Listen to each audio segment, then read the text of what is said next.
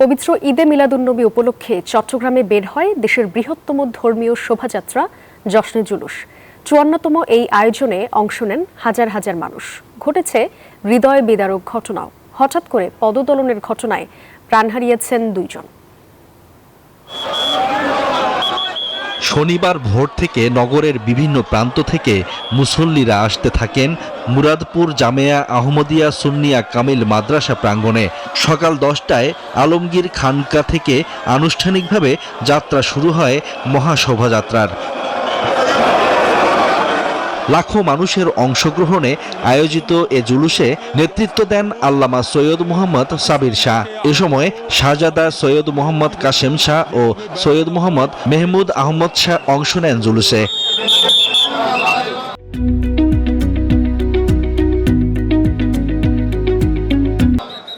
আঞ্জুমান ট্রাস্টের সেক্রেটারির জেনারেল মোহাম্মদ আনোয়ার হোসেন বলেন, রাসূলের শুভাগমনের ১৫০০ বছর পূর্তি এবছর। একই সঙ্গে আঞ্জুমান ট্রাস্ট শতবর্ষে পদার্পণ করেছে। বিশ্বের বৃহত্তম মিলাদ শোভাযাত্রা হিসেবে খ্যাত এ জুলুস এখন চট্টগ্রামের ইতিহাস ঐতিহ্যের অবিচ্ছেদ্য অংশ। শান্তির পৃথিবীতে সুন্দর সমাজ এবং আমাদের নবী যে শান্তির বার্তা বয়ে আনলো তার বহিঃপ্রকাশ এই জশ্নে জুলুস। আমাদের উদ্দেশ্য হচ্ছে রসুলের বার্তা মানুষের কাছে ছড়িয়ে দেওয়া।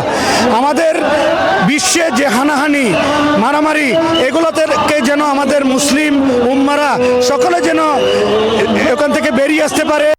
১৯৭৪ সালে আল্লামা সৈয়দ মোহাম্মদ তৈয়ব শাহ যশনে জুলুসের প্রবর্তন করেন। Desk report, news 24।